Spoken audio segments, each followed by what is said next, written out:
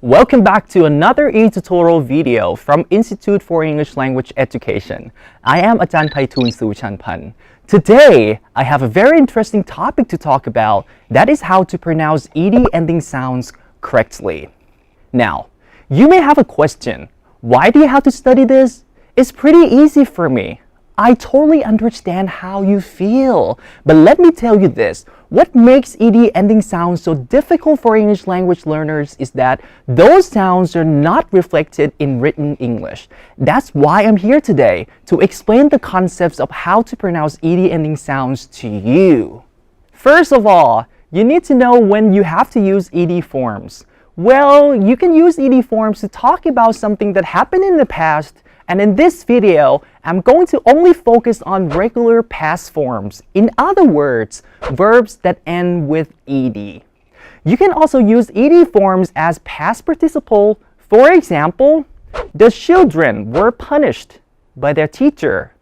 Or, I have used their service before. Before we get into that, please be careful that the pronunciation of ed ending sounds depends on the final sound of a verb, not the spelling of the verb. Let that information sink in for a second. Okay, allow me to illustrate my point to make you understand more. The verb cough is not spelled with an F, but the final sound is cough. Another example is the verb fix, written with an X, but the final sound is fix. There are three ways of how to pronounce ed ending sounds: id, d, and t. Let's begin with the easiest one here, id. For regular verbs that end in a sound t or d, the ed ending sound is pronounced as id. For example, start, started, invite, invited, need, needed, and decide, decided. Now, repeat after me. You have to speak up, alright? Here we go. Started, invited, needed, decided. Good job, everybody. Let's move on to the second and third ed ending rule. Allow me to explain these two together. The pronunciation of the ed ending in these two rules depends on whether the last sound of the verb is voiced.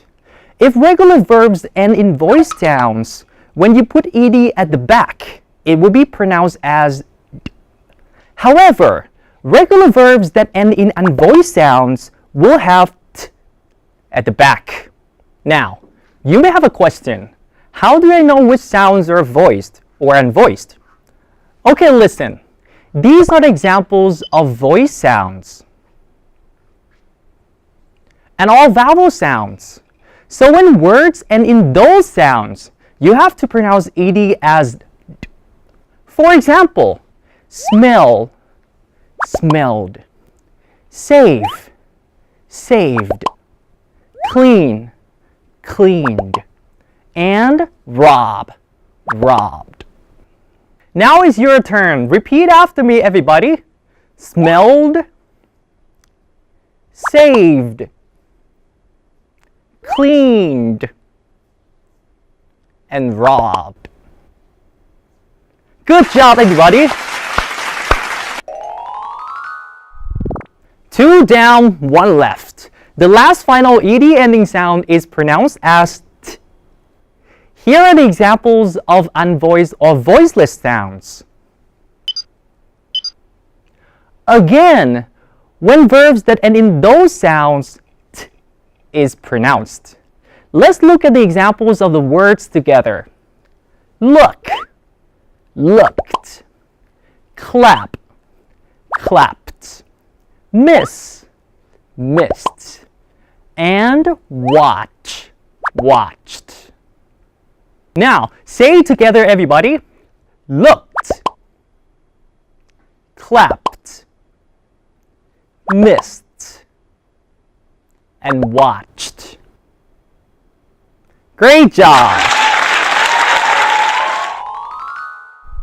So next time, when you want to talk about an action that happened in the past, or use past participle, don't forget 3 final ed ending sounds that I talked about today.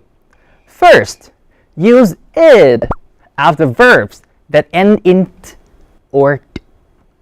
Second, use d after verbs that end in voice sounds and other vowel sounds. Last but not least, use t after verbs that end in unvoiced sounds. Okay, thank you very much for watching. Don't forget to check out other e-tutorial videos as well. Until next time, bye!